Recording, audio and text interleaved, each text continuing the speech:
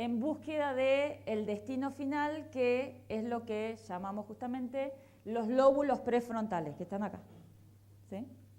Los lóbulos prefrontales es lo que llamamos el cerebro racional, si se quiere, para entenderlo fácil. Ahora, ¿qué pasa? Todas esas percepciones, antes de llegar a los lóbulos prefrontales, pasan por el sistema límbico. El sistema límbico es donde se crean las emociones. ¿Esto qué significa? Significa simplemente que sentimos el mundo antes de entenderlo. La emoción es lo primero que se dispara en nuestros cerebros. Y una vez que la emoción se dispara, nuestro cerebro racional no hay mucho que pueda hacer, salvo informar esa emoción para que el impacto en la acción sea reflexivo y no impulsivo. ¿Se entiende más o menos cómo funciona? Entonces, uno de los roles fundamentales de las habilidades socioemocionales es, por ejemplo, trabajar en la regulación, que ahora en un ratito lo vamos a ver más en detalle. Pero es esto de crear estos segundos donde nuestro cerebro racional pueda informar la emoción para ayudar a nuestros alumnos, si son pequeños, bueno, no solo si son pequeños, a veces cuando son grandes también, de que si están muy enojados, en lugar de pegarle a un amigo, puedan tener esos segundos donde el cerebro racional informa la acción y quizás verbalizar o hablar y que no sea impulsivo. ¿Esto qué quiere decir? Que nuestro motor más importante en la vida son las emociones. Pero son, como yo siempre digo, nuestro mejor motor y lo que más rápido nos puede hundir. Entonces debemos entenderlas mejor para poder ayudar a nuestros alumnos a que las potencien y que saquen lo mejor de ellas. Entonces esta es la definición que entendemos por aprendizaje socioemocional y les voy a mostrar un videito, vamos a ver si anda, para que se entienda un poquito mejor esto, ¿sí? A ver, sí.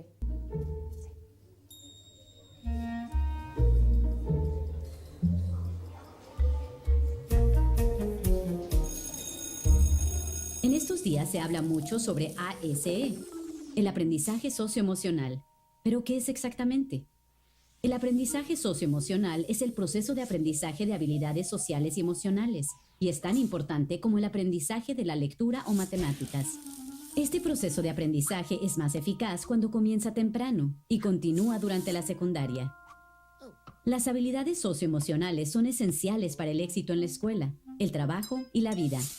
Con ASE, los estudiantes aprenden a monitorear sus emociones y comportamientos, tener empatía, ser amables y preocuparse por los demás, resolver problemas, tomar decisiones responsables y mantener relaciones sanas.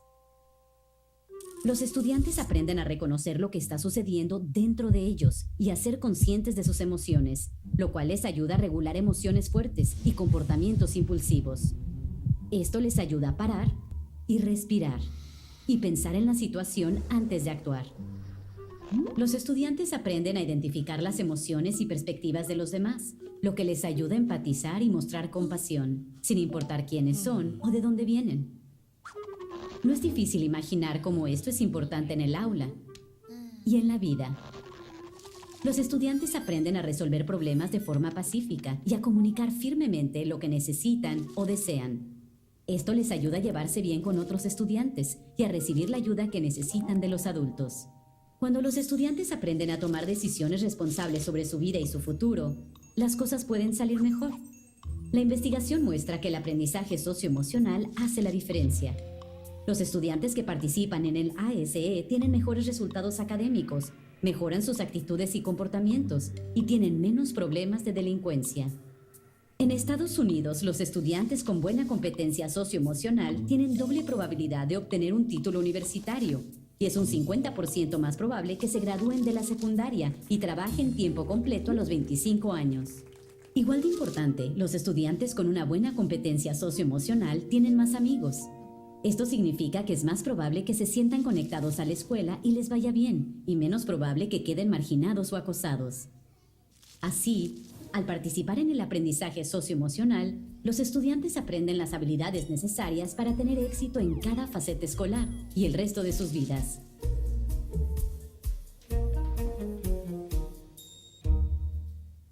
Bueno, de esto se trata el ACE, el aprendizaje socioemocional, que vamos a empezar a ver un poquito más en detalle. A través de esta organización que ya les mencioné, CASEL.org, que, como les decía, es una organización a nivel mundial que vela por prácticas en el desarrollo de estas habilidades y en medir el impacto de esas prácticas en educación. De hecho, CASEL fue fundada por Daniel Goleman, que seguramente lo han escuchado nombrar, el autor de Inteligencia Emocional, y él fue parte del comité fundador. Entonces, lo que hacemos es trabajar en el desarrollo de las habilidades socioemocionales a través de distintas áreas. Las primeras son las que ustedes ven en naranja, que tienen que ver con el ser, ¿sí? La toma de conciencia de nosotros mismos y, en segundo lugar, la regulación. Luego nos movemos a lo que es lo social, que lo van a ver aquí en color verde, con, en primer lugar, conciencia social. Recuerdan de que también arrancamos por el nivel de conciencia con nosotros mismos, luego conciencia social, el impacto en las relaciones y la toma de decisiones responsable, que ya viene un poquito más adelante en lo que es el proceso.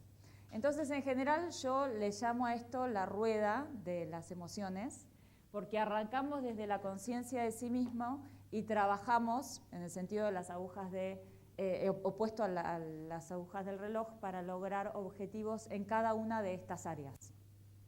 Y ahora les voy a ir compartiendo algunos ejemplos.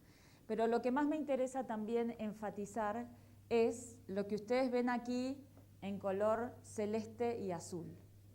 Porque la realidad es que las habilidades socioemocionales tienen un impacto transversal. Y no son solamente de una materia específica, sino que lo que sabemos como resultado de las investigaciones educativas es que cada uno de nosotros, no importa la materia y no importa el nivel que estemos enseñando, tenemos la posibilidad de sumar en el desarrollo de estas habilidades.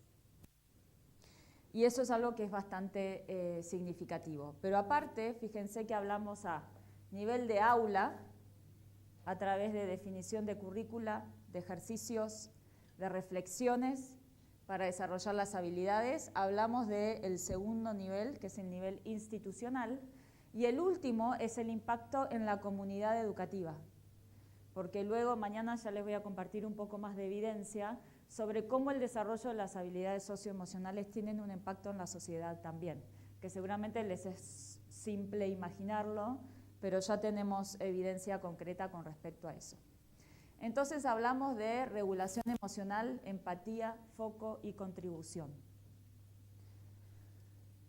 Y vamos a arrancar un poquito con cada una de las distintas áreas y les voy a ir compartiendo algunos ejemplos para que vayamos reflexionando sobre cómo implementarlas. El autoconocimiento, ¿se acuerdan? La primera parte de la rueda tiene que ver con conectarnos con nuestro estado emocional, reconocerlo para de alguna manera poder luego explotarlo de la mejor manera posible. Y implica identificar emociones, ajustar nuestra percepción con respecto a cómo entendemos esas emociones, reconocer tanto fortalezas como debilidades, la autoconfianza y también la autoeficacia. Ahora, para poder llegar a este momento de autoconocimiento necesitamos poder parar, detenernos y reflexionar y poder entender qué emociones estamos viviendo, qué sucede con ellas, etcétera, etcétera.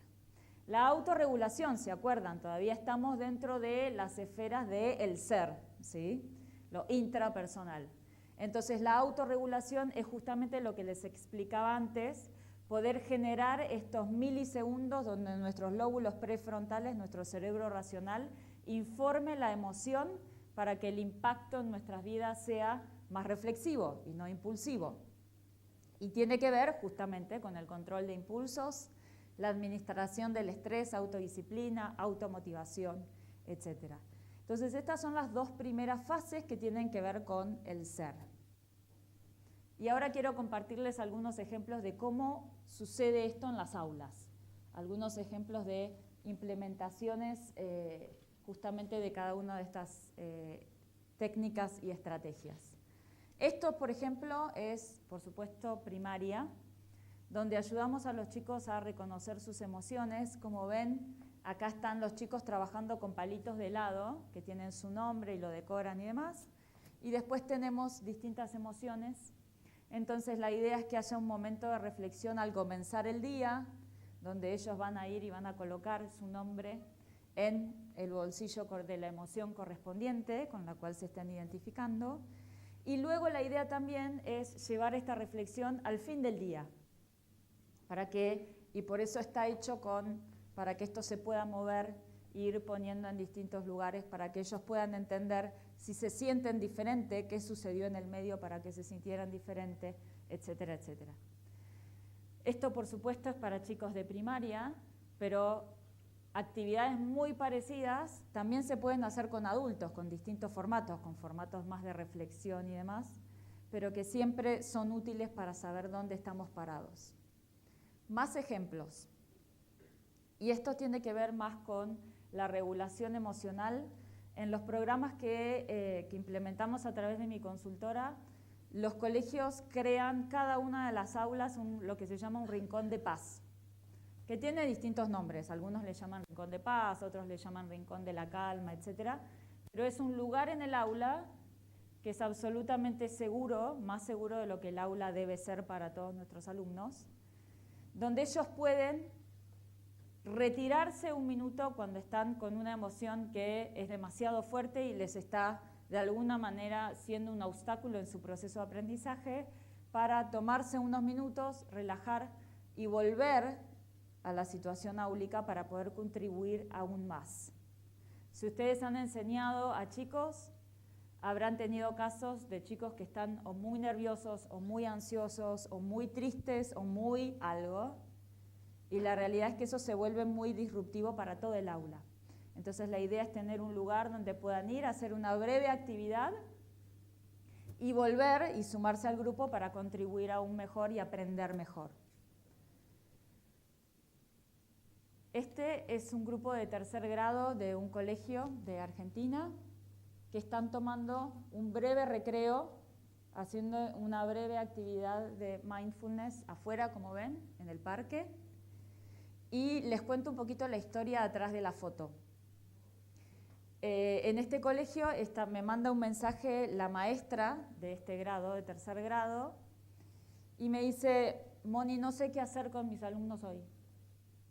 No sé qué hacer con ellos. Tengo a uno que está en el fondo saltando de banco en banco y no lo puedo tener quieto. Tengo a otro llorando en el otro rincón. Tengo a 3 de ellos que se quejan que tienen dolor de cabeza y dolor de panza. No sé qué hacer hoy. Están descontrolados, me decía la maestra. Entonces le digo, bueno, pero algo debe estar sucediendo para que los chicos estén así. Me dice, no sé, capaz es porque tienen un mock test. Los chicos tienen exámenes internacionales y ese día tenían un simulacro de examen. Entonces le digo, bueno, claro, ahora entendemos qué es lo que les sucede. Bueno, sacalos a los chicos y practica con ellos lo mismo que nosotros practicamos cuando hicimos la jornada de capacitación docente. Los chicos salieron, hicieron su mini actividad, volvieron al aula, hicieron su simulacro de test. A la noche, la misma maestra me manda un mensaje y me dice, ¿sabes que estoy corrigiendo los resultados de los exámenes?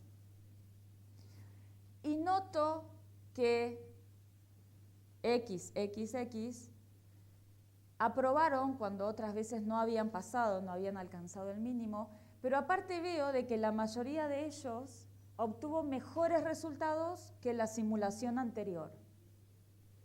Y me pregunto si la actividad que hicimos habrá tenido algún impacto en la simulación de examen. Y por supuesto que yo tengo mi respuesta personal a esa pregunta, pero a mí no me interesa darles mi respuesta personal. A mí lo que me interesa es que todos como docentes comencemos a hacernos estas preguntas. ¿Qué es lo que podemos sumar a los procesos de aprendizaje? ¿Qué es lo que podemos sumar a nuestros alumnos como herramientas para empoderarlos para la vida, no solamente para que estén mejor o se porten mejor en el colegio? La conciencia social, ¿se acuerdan la rueda? Nos vamos moviendo ahora a lo que es lo interpersonal. La conciencia social, que es donde más me interesa que nos detengamos un minuto para reflexionar, que es la habilidad para recuperar perspectiva y sentir empatía con los demás, incluyendo a aquellas personas diferentes a nosotros desde el punto de vista social o cultural. Y entonces podemos comenzar a preguntarnos y a compartir reflexiones con nuestros alumnos sobre qué es diferente y qué significa diferente. Y involucra estos aspectos que ven en rosa: perspectiva, desarrollo de la empatía. La empatía dentro de las habilidades socioemocionales es uno de los valores radicales a trabajar y a desarrollar, porque no solo la empatía, sino todas las habilidades socioemocionales se pueden desarrollar. En inglés las siglas para aprendizaje ASE en español, en inglés es SLE. Y lo más importante, si hablamos de las siglas en español, el ASE, les diría que es la palabra A, que es aprendizaje. ¿Y por qué esta palabra es fundamental? Porque justamente las habilidades sociales y emocionales se pueden desarrollar. Se aprenden, se mejoran y se desarrollan. Eso es el puntapié inicial para que hablemos de todo esto y de por qué hacerlo. Y la empatía es uno de los valores fundamentales que trabajamos en el desarrollo de estas habilidades, porque es también transversal a todas. Valorar las diferencias, abrazar las diferencias, como digo yo siempre, basados en el respeto. Esto es lo que es conciencia social. ¿Qué ven en la imagen?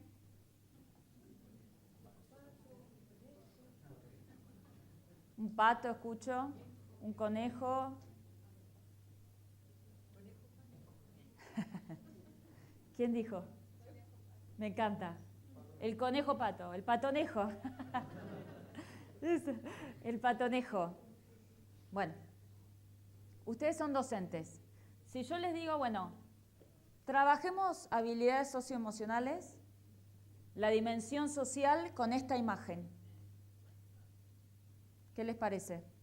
¿Qué se puede hacer para ayudar a nuestros alumnos a reflexionar?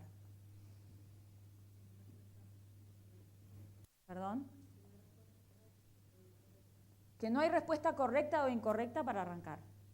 O sea, me pueden decir que ven un pato y que ven un conejo y ambas respuestas son reales. Y quizás yo digo, no, pero yo veo el conejo. ¿No ves? Mira, acá tiene el ojito, y acá tiene su naricita, y acá tiene sus orejas, ¿verdad? Y alguno de ustedes me va a decir, no, pero fíjate que si lo mirás con atención, también puede ser un pato, porque ves que las orejas parecen el pico. O sea, este diálogo, que parece un diálogo muy simple, y de hecho es un diálogo simple, tiene implicancias que son mucho más profundas. Por ejemplo, no sé si hay correcto o incorrecto. En realidad, acá no hay incorrecto. Podés verlo de una manera o de otra, y ambas son igual de válidas. Entonces, si pensamos en lo que es la dimensión social, esta pequeña actividad nos dispara reflexiones como, por ejemplo, bueno, quizás si lo miramos juntos podemos ver más que lo que yo veo solo. Y ahora que me decís, mirá, sí, que las orejas parecen como el pico, ahora sí lo puedo ver, estoy ampliando mi mirada. Estoy aceptando la mirada del otro, enriqueciendo mi propia mirada. ¿Me siguen? ¿Se entiende? Es un ejercicio muy simple porque esto es lo que sucede con el desarrollo de estas habilidades. Son actividades y juegos, porque así lo presentamos curricularmente, pero que llevan a una reflexión que va a ir muchísimo más allá.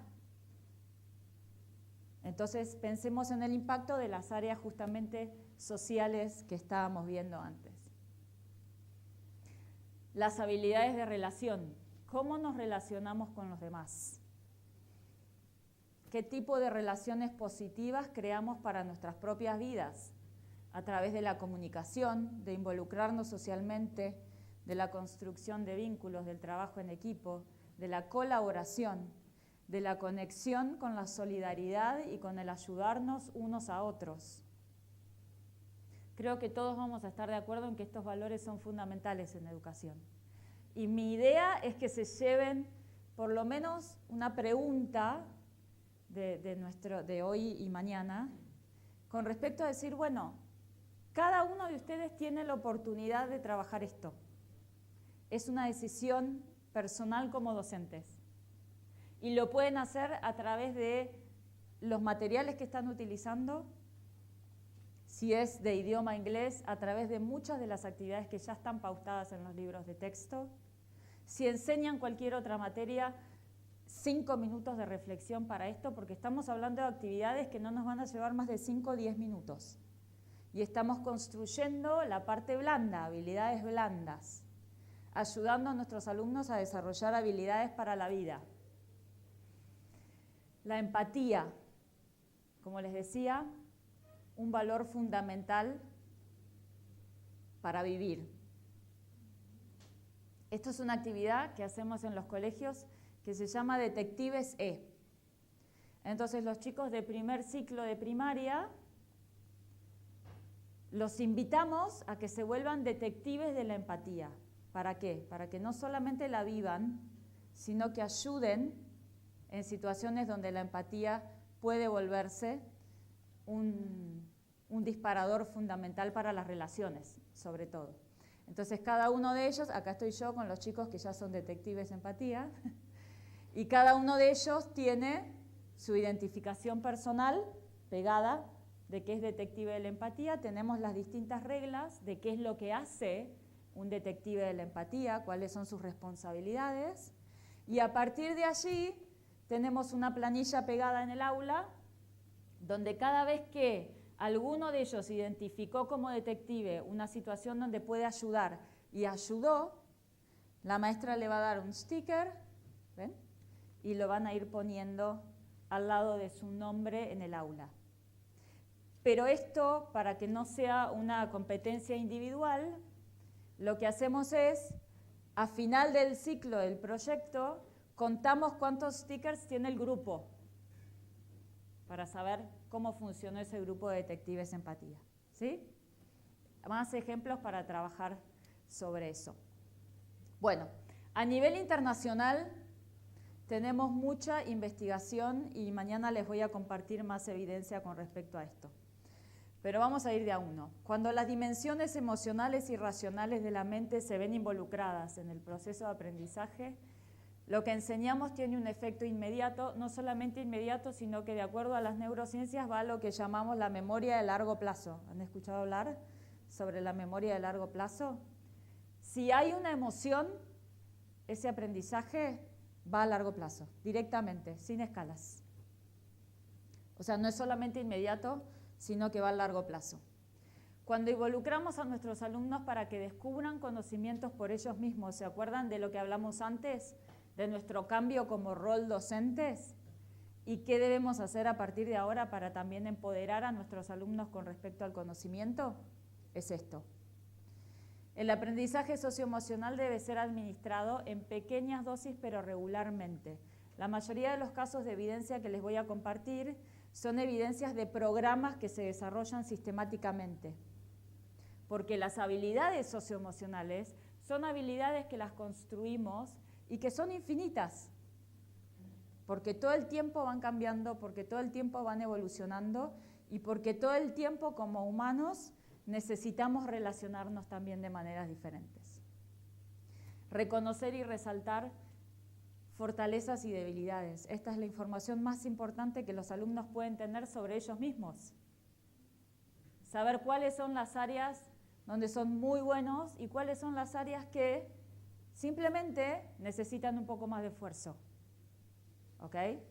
Entonces no hablamos de algo que no tienen, sino algo que no tienen todavía.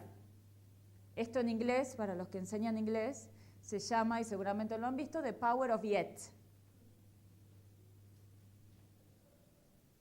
Para que lo piensen y lo vean. Evidencia de impacto. Los programas socioemocionales traen todos estos resultados. Mejoras en los niveles de asistencia. Mejoras, obviamente, en las habilidades socioemocionales, naturalmente, porque se trabajan. Resolución de problemas de conducta como apatía, agresión, violencia verbal, etcétera. Reducción de estrés emocional como ansiedad y depresión. Y una mejora del 11% en el rendimiento académico en test estandarizados. Esto es algo que los docentes ya sabemos, ¿sí? Yo no les estoy contando nada nuevo. Nosotros sabemos que si hay una emoción positiva en el proceso de aprendizaje, vamos a tener mejores resultados. Esto ya lo sabemos todos. Pero siempre es bueno contar con la investigación científica que avale lo que intuitivamente ya hemos vivido todos como docentes. Esas mediciones hoy hablan de unos 11% en la mejora. Lo voy a volver a repetir mañana y esto es una población de 270.000 alumnos. Es un mega estudio, meta-análisis